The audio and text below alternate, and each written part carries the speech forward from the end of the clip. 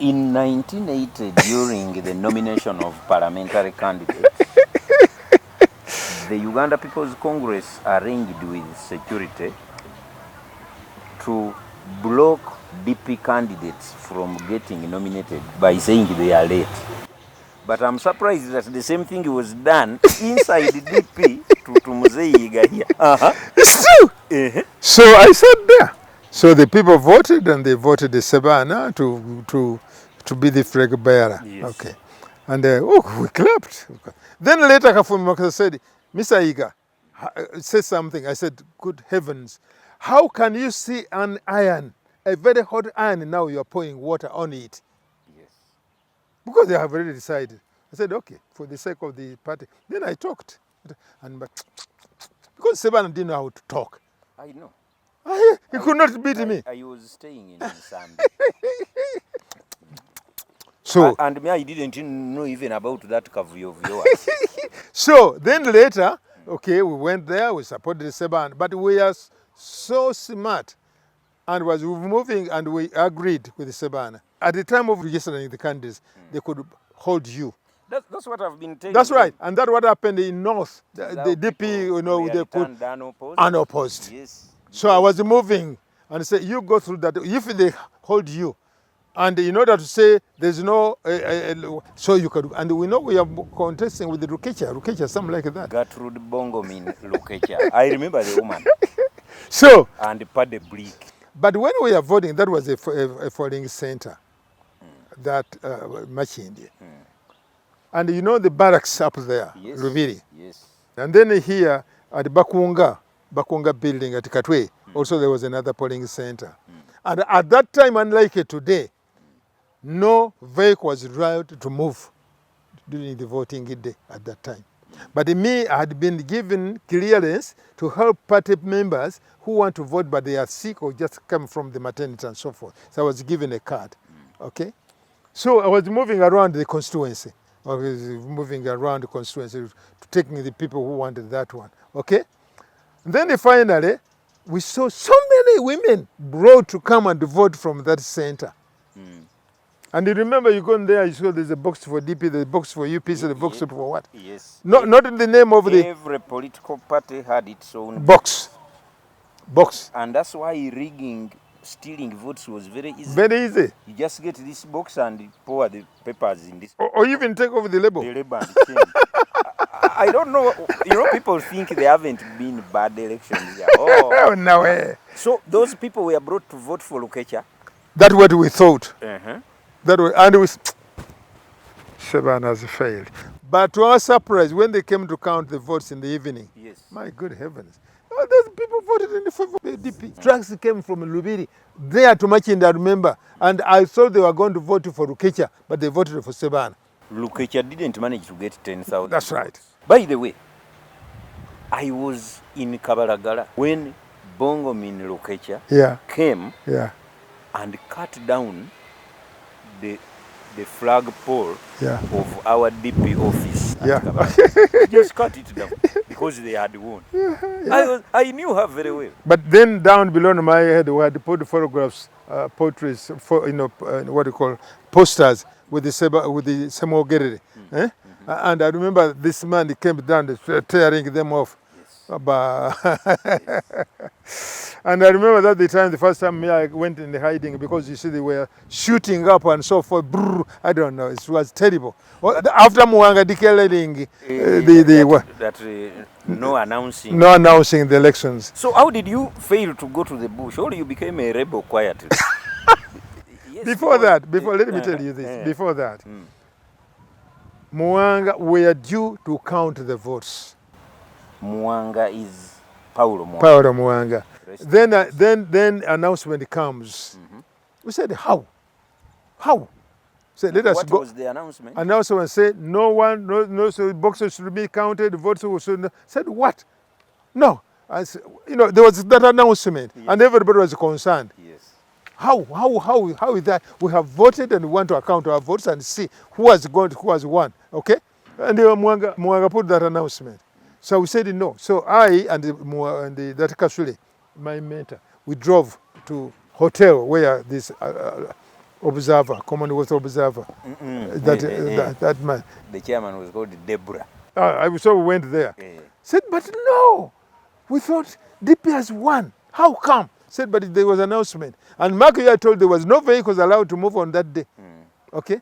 Then we went there. So we waited the man. He took about 2 hours. When he came back, oh God. Anyway, this is your country, go and die for your country. This is what the men say. So I had to drive back to Makini. What a problem. What a problem. Then I can't drive straight on the Queen's Way. Then I come to Katwe. But I want to see what was happening in Bakunga, somewhere there, that Bala. There were some polling station there. Yes. I had to reverse a car. Then I can't go straight to Central Police, to Katwe Police. Then I had to go through Ndeba. And then I could see where they put these big lanterns to vote. The people said they saw you, and they were waiting to see who carries out a box. People were guarding their boxes. I remember. Guarding the boxes. So when I went there, they said, oh, Christopher, come in. So I went until in the morning when they started counting the votes and so on and so forth. But it was not easy. It was not easy. So when I look at today, when the people say these things are bad, these are what, and so forth, I said, no, I think they lack information. They lack information. So how do I come up there? Then yes, I'm trying now to find out how you became a rebel, if at all you did. So or how you survived, because it became dangerous to be a DP. And at some point. And we were very, very, and even these are the questions, because when I was a mayor, I was leading even international organization, local government. They said, Christopher, were you in Uganda all this time? Did you run out of the country? I never. I said, we are careful. Don't talk to anybody in the office. Fortunately, my professional accountant, you talk with your figures, with your books. Okay? Fortunately, I was not going to the bar, I was not drinking. Okay? So you concentrate on that. That saved us. So because we had already learned, even if not somebody purposely, tell you this in order for you to react. Something, yes. And then after which you said you are rebel and so forth. That's how I survived. That's how I survived. Did you get into trouble? Second Obote, I got into trouble. Second Obote, when Idi Amin had been toppled, my former bosses called me to come back. So when I came back, we started rehabilitating tea estates. That's Mitchell Courts again. And but tea was not ready for international market.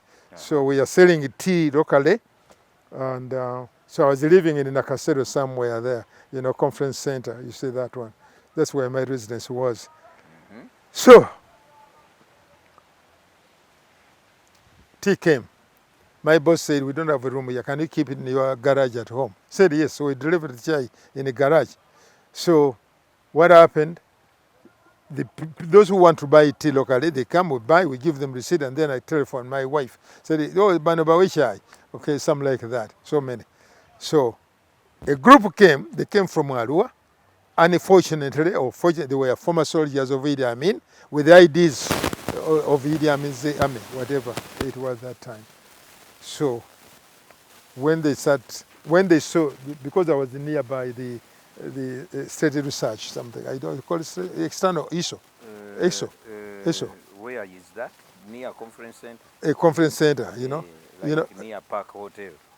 The former Parker Hotel. So we are sharing the entry. That's Parker Hotel. That's for my residence. Okay. And Basilical was always seeing that. So when they saw loading it, they came down. Said what? Then they started talking. So my wife told me, I said, "Abasajja baweereza babakutte." It's terrible. Then I had to change the vehicle because I had bought a Volvo. Oh. Hey, Volvo. Yeah. Oh. So I knew it's a trouble. So I told my friend, I said, you take this vehicle to Nsambya Parish. So me, I got a taxi. When I went there, I was arrested. And I told them, I said, what has happened? They said, catch him. This was because I'm now conniving with the Idi Amin to overthrow Bote. The treason.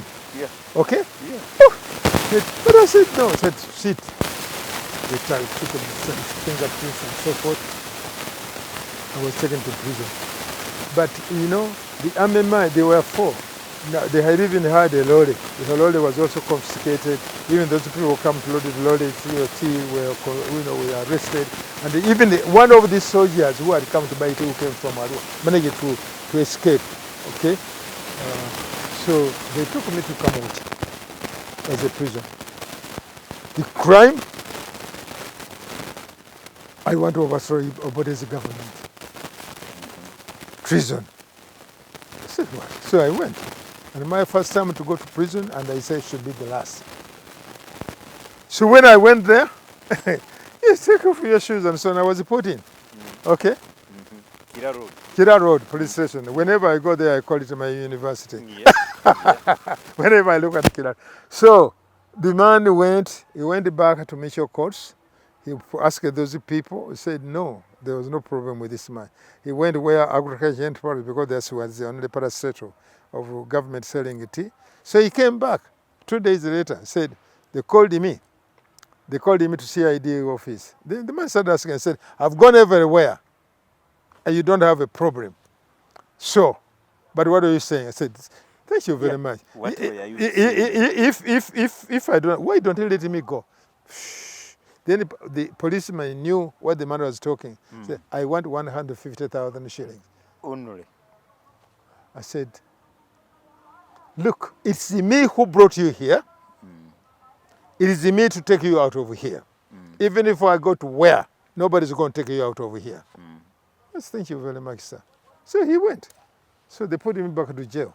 So those who came to see me during the lunchtime, I told them that. But then I was working on the board of governors of Nsamba Hospital.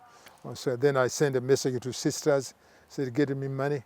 They were able to raise 90,000 shillings. So when they got 90,000, the man came 2 days later. He came evening, round about 5 o'clock. And at that time, to take you out of prison, 5 o'clock, you knew you were dead. Yes. That's And my former mate, what prisoners they say. But the man said, give him his things. Said, so I got, fortunately, somebody who had got the money was coming and said, go back, okay? So, into the car, where is my money? But don't go back to Machindi. Can you believe?